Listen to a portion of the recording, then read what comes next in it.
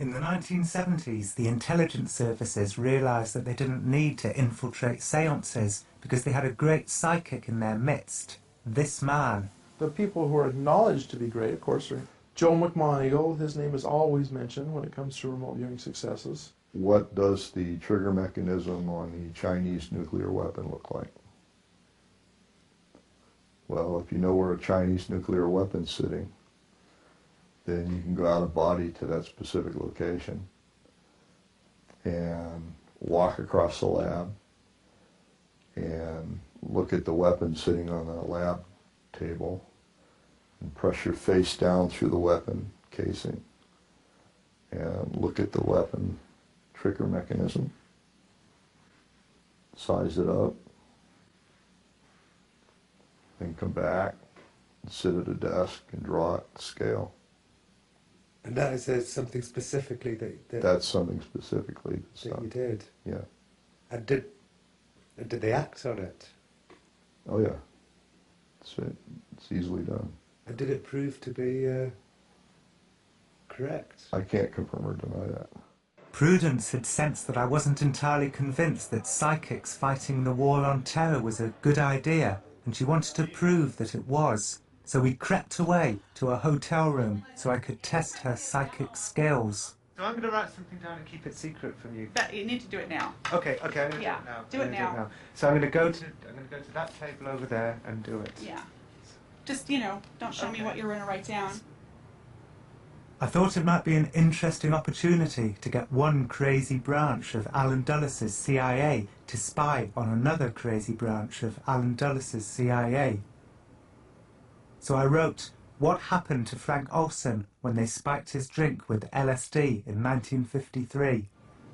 I put the piece of paper in my pocket and nobody saw what I had written.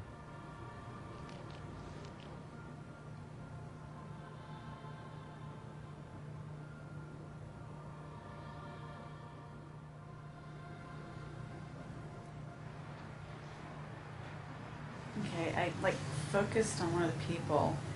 He has like a headache or something, a lot of head pain. It doesn't stop hurting, like something feels swollen to him, like his head feels like it will explode. He's really uncomfortable, but he keeps walking like a zombie or something. Anyway, just feels really weird, like zombie-like, like his head just hurts.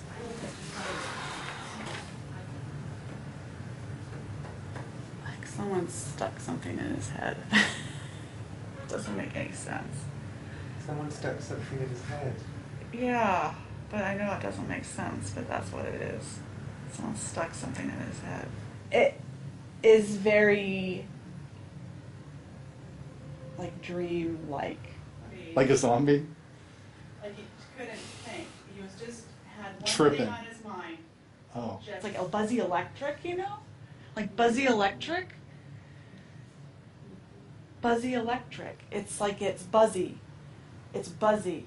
And it makes his head feel just huge. It's buzzy. It feels dreamy and spacey too, doesn't it? Totally dreamy and spacey, like a zombie. Yeah. Like totally like a zombie. Only like has bits and pieces of memory of this, like getting in his head. Why'd they put something in his head? And there's something really brown about him. I was extremely impressed. I hadn't mentioned his name. I hadn't mentioned LSD. I'd said nothing. Is it time for me to tell Yeah, you? yeah. Olson. Olson? Right. He's the guy who jumped out the window. Is that in the American history that occurred? This was a CIA thing. Yeah. Yeah, it's a Oh, CIA really? thing. I never heard of Yeah. this. This was the CIA was like, No "What's the wonder answer to he was this like a person?" zombie and totally Yeah, tripping out. totally And he was tripping out. like, Because he didn't know. Confused. and everything, every time I looked through his eyes, everything was brown to me. It was like really freaky. It's We that didn't get a big, right? submarine underwater. And by Did the it time get it a was plate in of his head, fresh it was just Clean chemical. dried tomatoes or anything? That's right. You got a dead guy and something stuck in his head and made him a zombie. But I'm glad it Yeah. worked. I thought your obsession It always was works. A few years ago, Eric had his father's body exhumed. The amazing part of this, I gotta tell you, I saw Daddy, I saw him. He was very well preserved in the sense that the body seemed really intact, first of all. You could see that the legs had been broken. And the color of everything was a kind of brownish, kind of leathery color. The autopsy revealed that Frank Olson had been hit on the head with something like the butt of a gun before he went out of the window. He certainly did not jump out the window, and God knows he didn't fall out. So what do you think did happen in that room?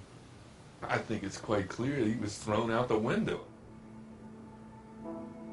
The people have been so brainwashed by fiction, you know, the Tom Clancy kind of thing, that they think we know this stuff. We know the CIA does this, and so on.